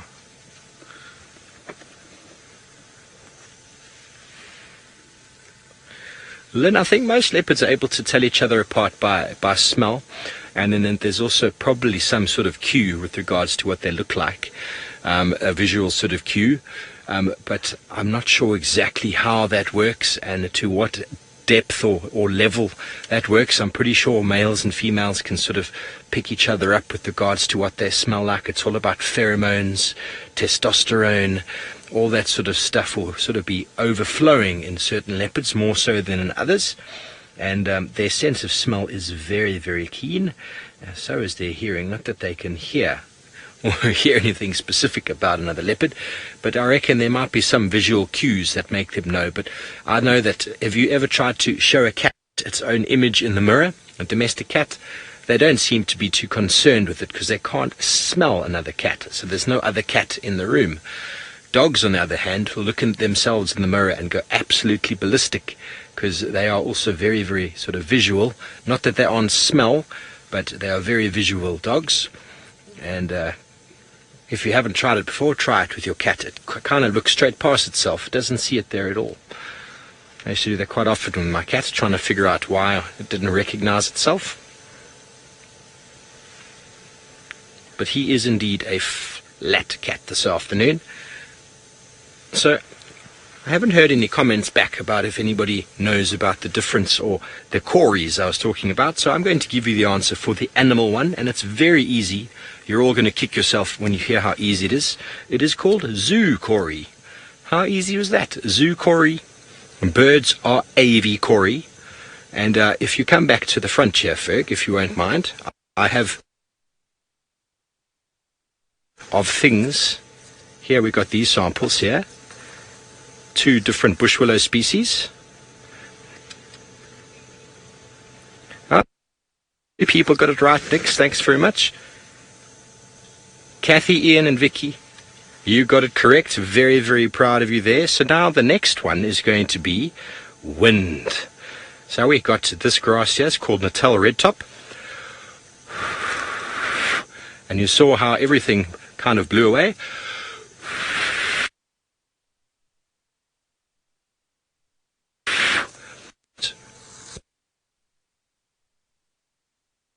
The russet and the red bush willow, they stay on the tree for months and months and months, and only when the dry conditions prevail and the grass seems to disappear, that these will tend to jump away from here quickly, and you can come back to us soon. Let's go back to Brent.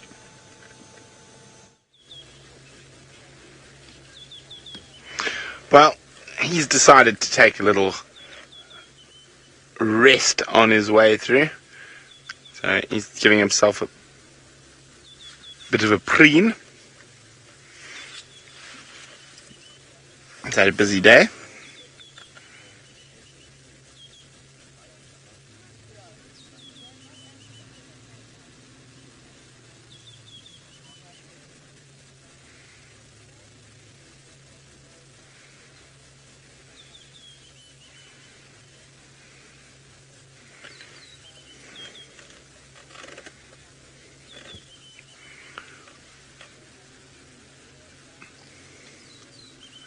Now, when cats are hungry, G-Man, even the tiniest bit of sustenance can keep them going for that little bit longer.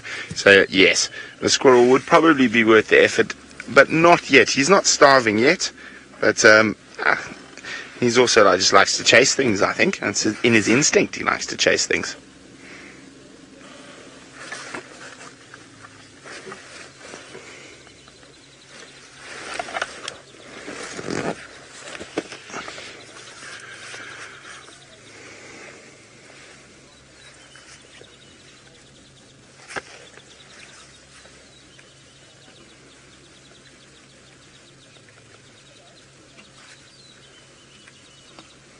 Well, we're going to sit here patiently to see where our little chief heads to next.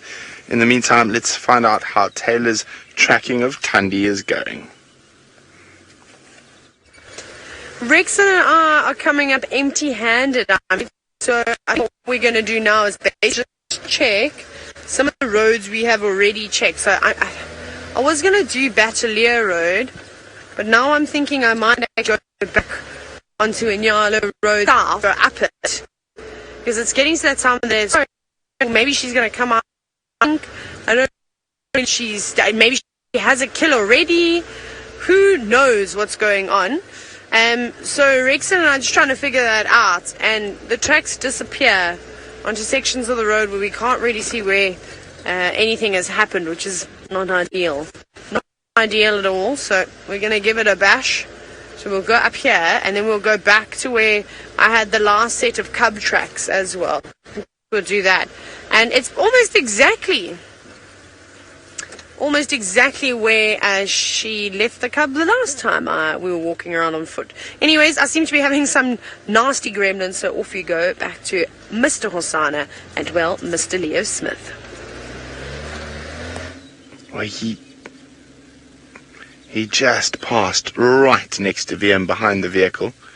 He's continuing to head east. He's still hungry, still on the hunt.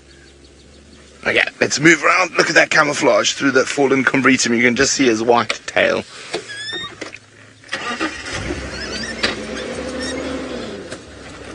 Okay, let's go through here. So what I'm going to do is I'm just going to shoot up ahead. We're going to get able to get duck through there, VM. What do you think? Next one. There's a stump there. Right. There's a stump under there. Let's go under this one. So I have to just pop down through here.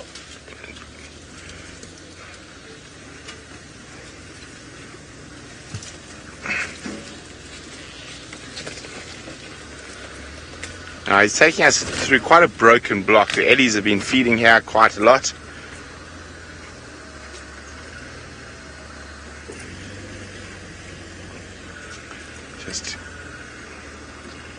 Here he is.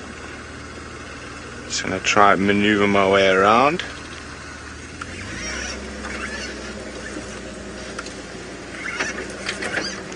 Alright, hold on.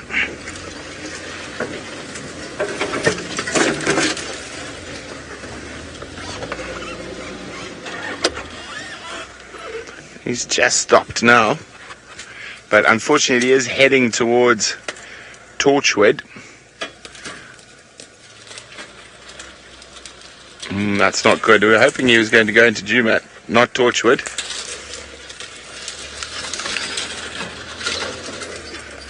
He might just wander down the main road. You never know with our Hosana.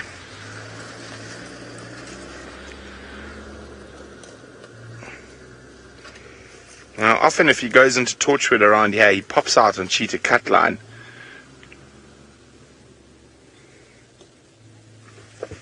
He could just change his mind, head down towards Chitwa again.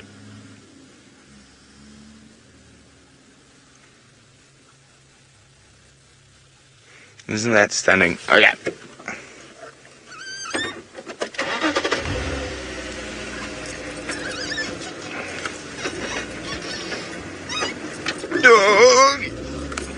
There we go. Let's just pop through here. There's a nice little gap.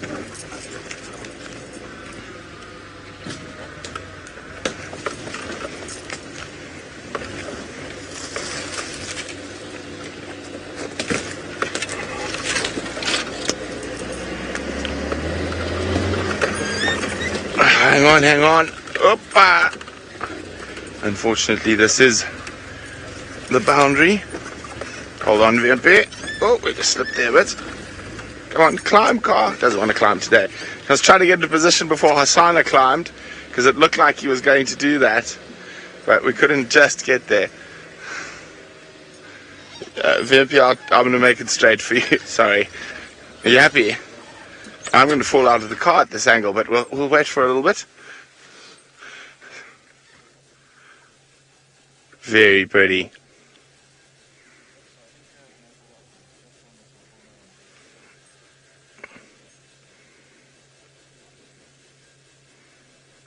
Look at that. Isn't that gorgeous?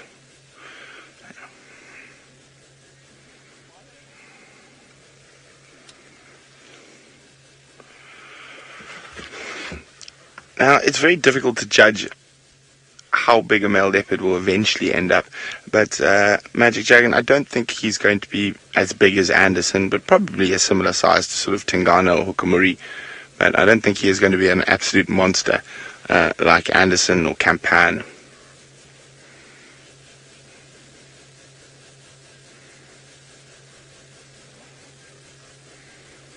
Isn't that beautiful?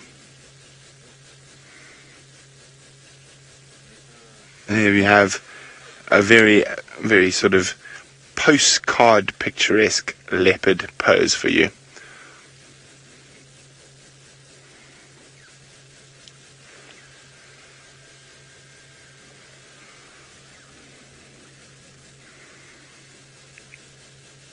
There's this fallen marula tree, and he has found a lovely spot to just lie down on.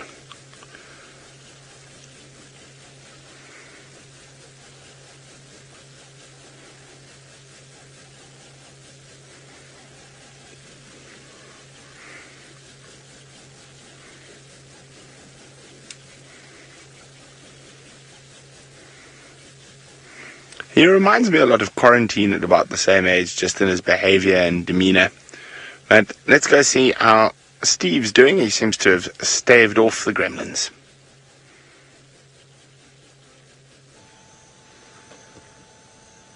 Yes, thanks. Sorry about that, folks. The gremlins are in and out of jigger this afternoon, but I was talking about this grass and these seed pods, and both of them are, when we talk about Corey, what would you think if they are related to movement by wind?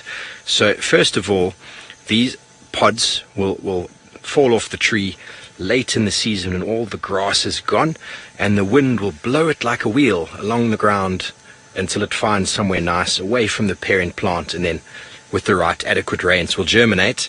And the grass on the right, the Natal redtop, is a pioneer species, and they also will fall down and blow into exposed areas and open areas by wind. So let's see if any of you out there can comment, hashtag Safari Live, what you think the wind Corey would be. Interesting. We are still with a very flat Tingana, so that's why we thought we'd continue doing our story. Somewhere there he is. He is not too bothered.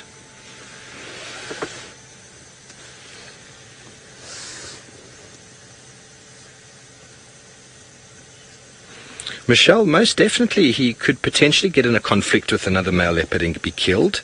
But essentially, if a male starts becoming less dominant, he won't get into confrontations. So a leopard will only fight another leopard if they both feel they're up to the challenge, and they'll both go for it. But if one feels the other one is bigger, maybe the growl is deeper or the dewlap is bigger or whatever it might be, the other one looks in more physical condition, the smaller of the two, or the older of the two, or the weaker of the two will move off. Well, while we stay with our flat cat, let's go to the little chief. Well, he's up and down the tree and moving east down Gowrie Main for the moment. And if he crosses to the left, he's going to disappear.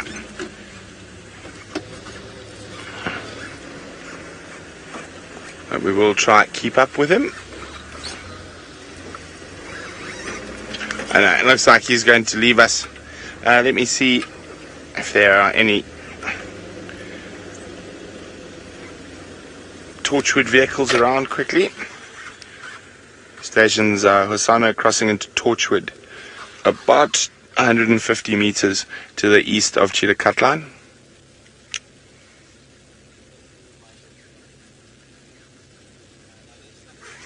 It sounds like Rex is on his way. So I'll just wait till Rexon gets here. Let's see if we can still keep a view of him as he walks further. He could very easily cut west again and disappear towards Djuma again.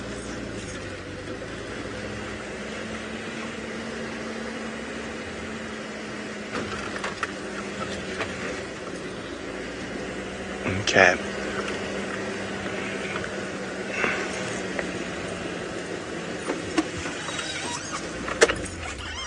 Okay, well, as we watch his bottom disappear into the north, I'm going to just hang on until Rexon gets here, and in the meantime, we're going to send you across to Taylor. Yeah. Not having much luck, I'm afraid. We're going to give it one last little look around. We'll try to get a decent view of those cub tracks so you can all have a proper look, and so that you can believe me that there was definitely a cub walking with this leopardess. And if we don't find anything, we'll probably move out and then try again in the morning, because it is going to get dark. If we find it, the sighting is going to become a negative lock, and so we can come back here and try again in the morning as well. I won't. I'll be sleeping. Well, I'll try to sleep.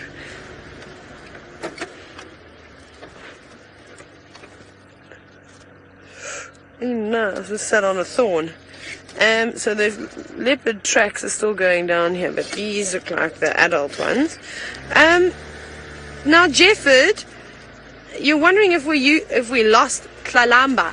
We don't know. We have no idea, but there was a big fight between Tundi and Shidulu, which is a young female leopard that we've been seeing for the last, since I've been working here, since 2016 at least. Probably been seeing her before that as well. Her mother is from Londolozi, so it's not too far away. And they've had a big fight. And then she went around, she was very angry, walking around, so calling, scent marking. So we thought maybe she had lost the cub, but we didn't know for certain. We never knew for certain, but her behavior sort of pointed in that direction, if you will. But now I've picked up in Tandi's favorite area. of cub tracks and female leopard tracks, and they were over the top of my vehicle tracks. I'm just trying to see. Rexon may have actually come over and driven over my tracks now, too, because I can't see where I circle. There's me making marks, but I circled a nice one. Might be a little bit further down this way. Let me just check for you nicely on the road. Na na na na. Mama, where are the little leopard feet?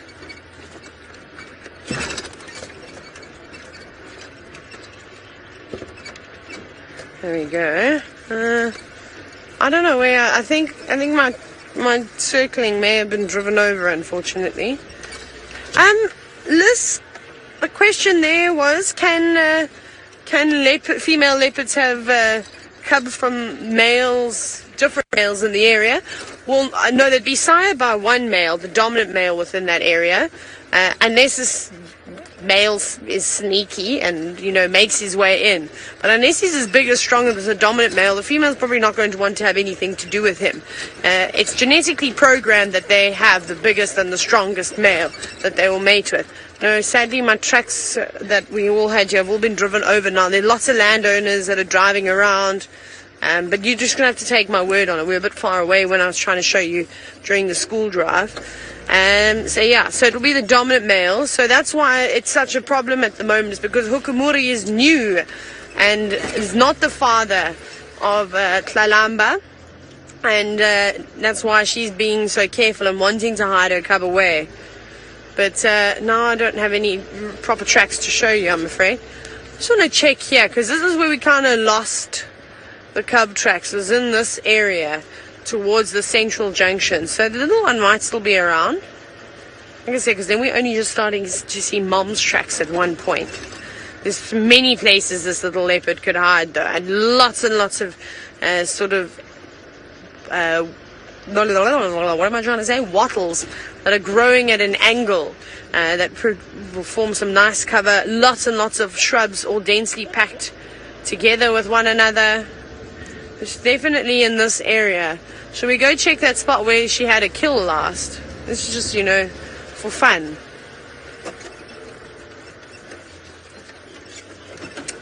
Now, surely one of the reasons why I haven't been walking too much here, I've been doing little loops here and there, is because, yes, I am worried that Tandi's going to charge me. She's been beaten up in a fight. We don't know how badly. And so she's going to be on edge anyways, and she could have a cub with her. So I don't really want to spend much time out of the car, because I think I'm putting myself in danger by doing something like that. I know that she's going to be upset. This is where she had a kill the last time I think it was when the last time I saw Tandi in the cub, was it? No, the last time I saw them, that was at JC Brink Pan in Chitwa. But she was once in a kill. I had a kill here in Impala. But so I'm going to try and stay in the car as much as I can, and just because I don't want to get myself into a bit of an accident. Right. Anyways, we're going to keep. No, I think we might move out of this area now. Let it be. Call it quits for tonight, because the sun's about to go down and it's going to get dark. We'll try again tomorrow morning. Brent will be very excited to come here, and Tristan. And I'm going to send you to Steve, who is still sitting with Tingana, who's perhaps still having a snooze.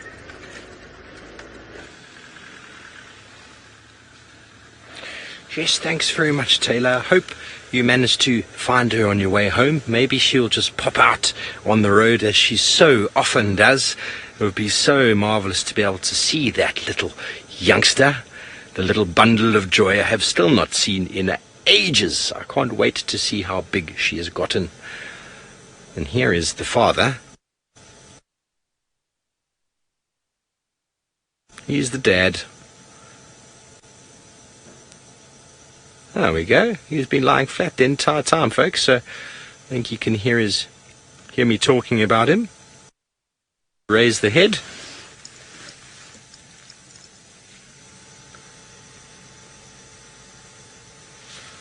Sorry about the gremlins, folks. We are in a river depression behind the dam, which probably doesn't make matters easier. Come on, Tingana, say hello to the camera. I haven't even seen your face properly yet. He is alert. I think he's quite hungry. and he's in a very good position. He's lying low. He's in the depression, as I said, behind the dam. Lots of animals move through here. This is perfect leopard stalking habitat, and anything could come down to these little puddles and ponds to drink. And it's also rather cool down here as well. It's actually quite humid. And he's got a very nice, comfortable patch of grass to lie on.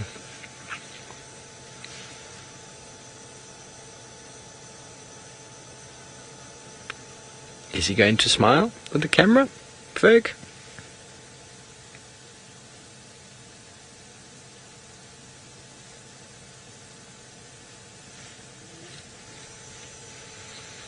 Off he dozes again.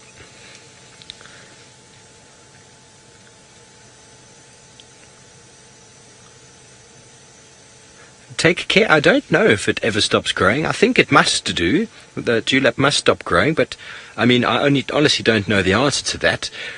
You basically get male leopards in their prime who have an enormous dewlap, and as they start sort of getting older, the dewlap is still there. It's almost, I would say, like muscles in grown men, you know, like they can be really big when they're fit and in their prime, and if they start to get a little bit older, they just start to get a little bit more saggy. So the dewlap will remain. It just might not look as pronounced, I suppose, but I'm really not too sure. It's too much for him. This is too much for him this day. He's hiding now.